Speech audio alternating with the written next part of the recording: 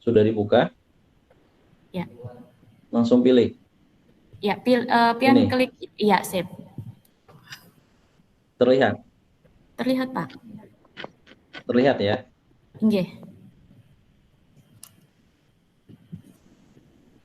Baik Bapak Ibu,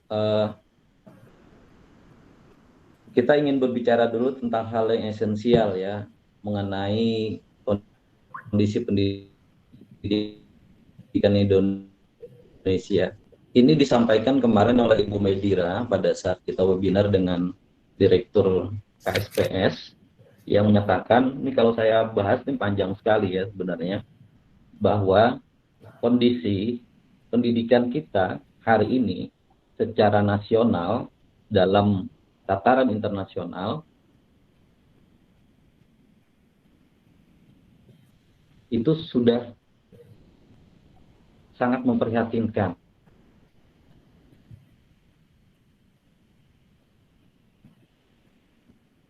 Negara yang berpartisipasi dalam PISA. Jadi kita ini sudah sangat di ujung, sangat terpuruk gitu. Sehingga pilihannya ketika terpuruk itu hanya bertahan di keterpurukan atau kita kemudian bangkit.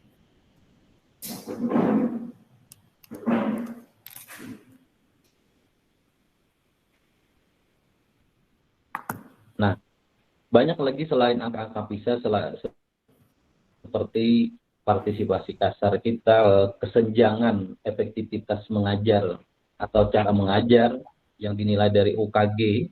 UKG itu uji kompetensi guru ya, ini tahun 2019, yang menyebutkan bahwa skor kita itu 57 dari 100. Jadi sangat memprihatinkan. Nah, kemudian kalau kita berbicara tentang peserta didik, ini yang cukup harus kita kita mulai aware hari ini, mulai menyadari bahwa persentase siswa yang mengalami perundungan di sekolah itu sangat tinggi dibanding negara-negara yang lain. Sehingga ini kemudian menyebutkan bahwa ternyata ada makna peserta didik di Indonesia itu memiliki kerangka berpikir kemajuan yang rendah, atau bahwa siswa kita hari ini berpikir secara general, secara menyeluruh itu bahwa kepandaian itu tidak bisa diubah.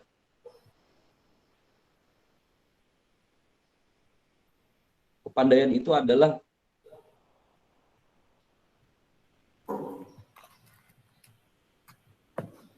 sesuatu yang baku yang tidak bisa berubah sampai kapanpun. Nah, ini yang kemudian menjadi sangat memprihatinkan.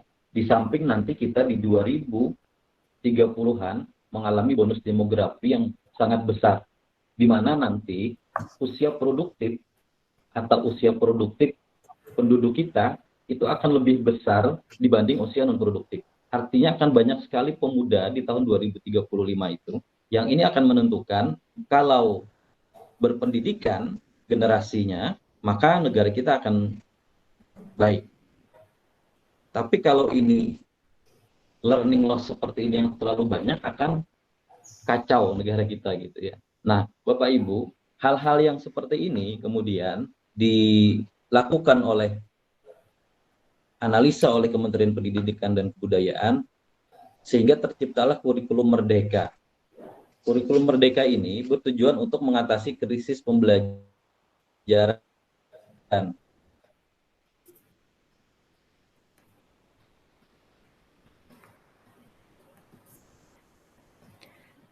Mohon Yang maaf, kemarin waktu sebelum pandemi, tingkat literasi dan numerasi kita itu untuk literasi di angka 129, kemudian setelah pandemi minus 52 menjadi 77 ya.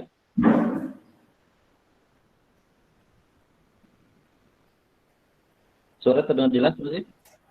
Iya, Pak. Tapi kadang hilang suara pian. Tes suara? Oh, Ya, sip. oh hilang ya. Ya, Kayaknya sinyalnya. kadang-kadang hilang, Pak.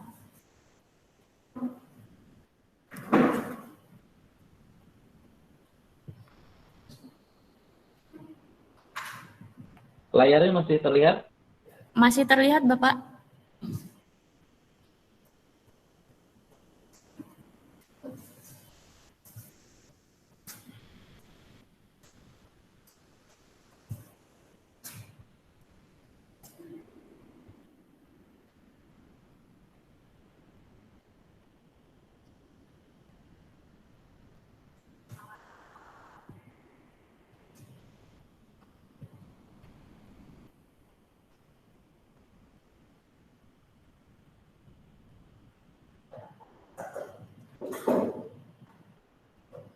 Ada yang masuk panggilan nih soalnya. Oh iya. Ada yang masuk panggilan, jadi suaranya ini. Kayaknya masih belum terbiasa dengan Meet ya, teman-teman ya. Iya Pak, mungkin karena ini anu ya Pak ya, kami dari Google Master Trainer mencobakan memakai Meet Pak. Jadi kita hari ini mencoba pakai Iya, Meet. iya. Kalau biasanya kita terbiasa dengan Zoom, karena kita sudah punya GMT nih di Kabupaten HST, kita akan mulai memfamiliarkan produk-produk Google nih Pak. Inggih, mohon maaf sebelumnya. Oke, baik. Nah, baik. Saya tidak share ini lagi ya, tidak share layar lagi ya, langsung saja berarti. Jadi intinya kurikulum Merdeka ini untuk mengatasi learning loss yang sudah sudah sangat menurun, di samping dengan indikator-indikator capaian kinerja pendidikan kita yang sangat rendah saat ini. Nah, jadi kami berharap bagi sekolah, terutama nih tingkat KB ya yang belum banyak mendaftar. Sementara KB ini salah satu gerbang nanti untuk menuju TK. TK juga masih belum banyak terdaftar, yang akan menentukan bagaimana kognitif anak-anak kita ke depan itu. Di Golden Age ini juga kita berbicara selain ini adalah usia emas, tapi ini juga ada usia kritis. Dan kami berharap dengan kurikulum Merdeka ini terbuka pemikiran dan cara belajar kita berubah, terutama bagaimana cara belajar guru untuk mengajar siswa yang sesuai dengan perkembangannya saat ini. Nah, kami berharap ini sudah mulai diakselerasi, terutama bagi sekolah-sekolah yang belum melakukan refleksi di tingkat SD dan tingkat SMP. Nah, ini akan menjadi catatan kinerja kami ya. Saya akan mencatat ini sebagai kinerja kepala satuan pendidikan. Kalau ini tidak menjadi hal yang prioritas, maka Dinas Pendidikan juga dapat tidak memprioritaskan satuan pendidikan yang tidak berpartisipasi ini. Jadi ini menjadi warning keras sudah bagi satuan pendidikan. Kami berharap semua beradaptasi dengan baik.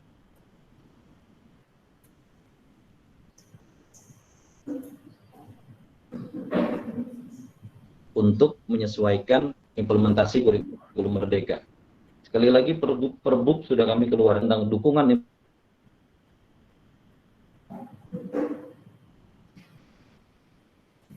melaksanakan pendaftaran dan segala macam, berarti ada ada masalah tuh dalam pemahamannya, dan ini menjadi catatan kinerja bagi para kepala satuan pendidikan. Jadi sekali lagi saya menekankan ini kepada seluruh kepala satuan pendidikan, kepala sekolah, agar memprioritaskan hal ini untuk kemudian dapat diakselerasi. Kami akan terus pantau melalui dashboardnya, dan kami akan menerapkan pola reward dan punishment atas hal ini.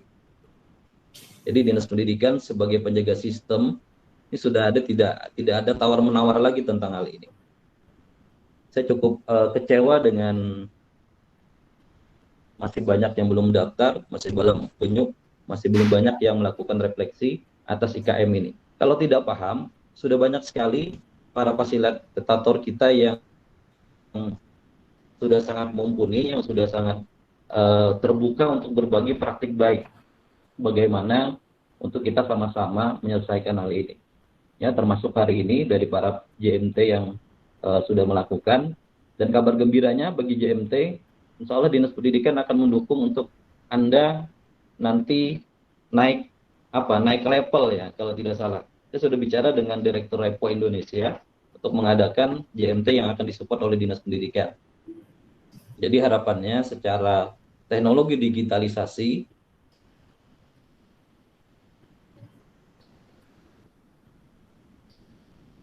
kami berharap setidaknya setiap kecamatan itu punya JMT yang dapat nanti melakukan rekayasa bagaimana berbagi praktik baik untuk kita beradaptasi dengan digitalisasi ini. Nah, bagi yang sudah JMT, kami berharap Anda bisa naik level lagi untuk yang berikutnya. Insya Allah akan kami dukung, kami support itu. Kami sudah siapkan perangkat dan secara anggarannya. Nah, mudah-mudahan ini dapat disambut dengan baik. Nah, kira-kira itu saja penekanan dari kami. Ya, intinya silakan lanjutkan. Selamat belajar, selamat beradaptasi. Pilihannya cuma satu di era ini. Anda beradaptasi atau Anda punah. Ya, siapapun itu, siapapun strukturalnya, siapapun pemimpinnya. Saya harap semua beradaptasi. Termasuk kepala satuan pendidikan yang menjadi penanggung jawab utama dalam implementasi kurikulum merdeka. Ya, kira-kira itu saja dapat saya sampaikan. Silakan dilanjutkan. Selamat belajar, tetap semangat, dan jaga kesehatan. Terima kasih. Bila taufiq hidayah. Assalamualaikum warahmatullahi wabarakatuh. Waalaikumsalam warahmatullahi wabarakatuh. Terima kasih Bapak atas kesediaan berhadir dan penyampaian sambutannya. Ini cukup kabar yang bagus nih bagi kita semua, terutama bagi pendidik ya, Bapak Ibu semuanya. Kita diberi apresiasi yang seluas-luasnya oleh Dinas Pendidikan Kabupaten Hulu Sungai Tengah untuk mengembangkan kompetensi kita, terutamanya di bidang teknologi ya, seperti itu ya Bapak. Baiklah Bapak, sebelum melanjutkan ke materi selanjutnya, mohon izin untuk Bapak Ibu semuanya membuka kameranya, kita akan berfoto bareng dulu dengan Bapak Kepala Dinas. Ya. Yang bertugas Ibu Eka minta bantuannya untuk men-screenshot ya. Open cam Bu, ada berapa layar? Silakan open mic-nya Bu Eka dan dipandu.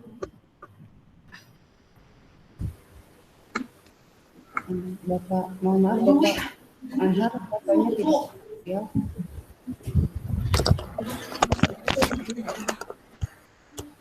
Mohon, ya udah tampil Pak.